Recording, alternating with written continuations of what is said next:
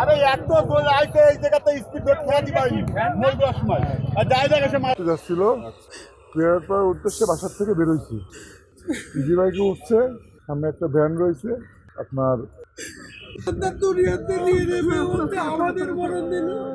আমরা বিরোধী পারতাম যে আমরা সংসার করেছি 20-21 বছর তার এইভাবে ভগবান ওইটুক বাচ্চা সব কেন সুন্দর